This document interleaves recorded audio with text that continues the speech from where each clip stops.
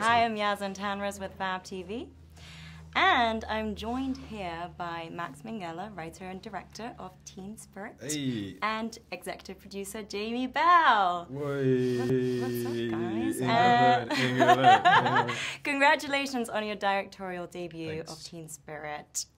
Truly, it is like an extended version of a music video with all the neon and like different angles and the music in the 90s.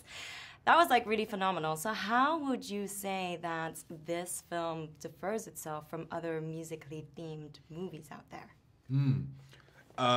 Well, it definitely tells a story in a pretty unique way. It plays with chronology, it plays with how you find out about your characters. And I would also say that I don't personally love movies that tell me what to think. I don't really like going to a movie and being told like racism is bad. Like I kind of know racism is bad. Right, sure. I don't go to the movie theater for that kind of thing. I'll watch CNN or something. So when I go to the movies, I really like to have a relationship with what I'm watching and be allowed to kind of get lost in it and get carried away and escape my own reality. And the movie, definitely attempts to do all of those things. Yes. What do you think, Jamie?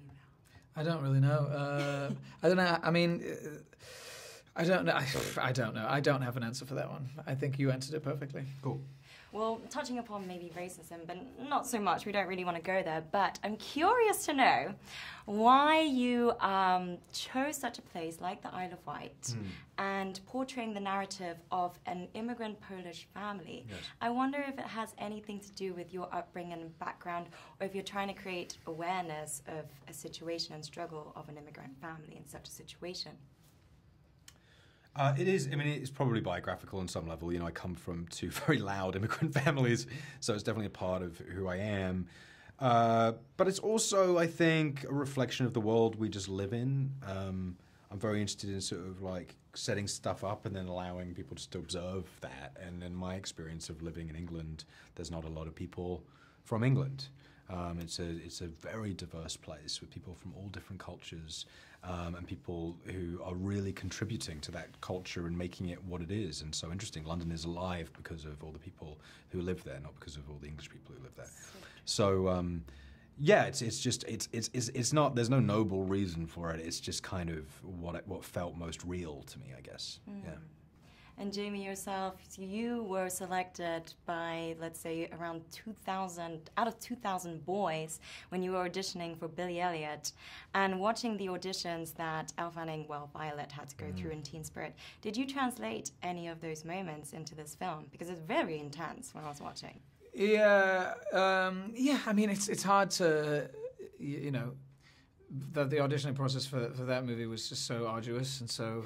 seemed just endless. Just went on and on and on and on. But there's something about it that I love that in this movie. I like the kind of the Karate Kid kind of element of she has to get through this next hoop and now this next hoop.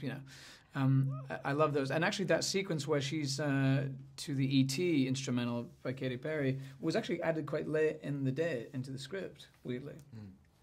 So, yeah, I did have kind of a few horrible flashbacks. It's so funny, you're right, mate. It was. I've always thought it was always there. No. But it wasn't. No. You're right. It was quite late. Yeah, horrible flashbacks of that. Yeah. And ultimately, why did you choose to work together? This is like such a great symbiosis, by the way, but how did you find each other? Well, we've been friends for a long time, and we both just love movies. That's like 99.9% of our conversations are very, very nerdy, embarrassingly nerdy conversations about film. And... we both want to make films, so it felt like maybe we should try and do that together. I think it's funny, it never occurred to me how risky that was or how naive it was to try and take that on, but it's actually worked out really well. So far, so good anyway. I mean, it's been a very easy transition, I think. I don't know, he might feel differently. He might feel No. I mean, listen, just getting to play in that sandbox and play with these toys and make a film is one thing, but then get to do it with your best friend is quite another. I mean, it's been extraordinary. Well, I think it proves it in the movie. Thank you. Thank you so much. Thank you so much for talking to FabTV. Thank you so much. Thanks, FabTV.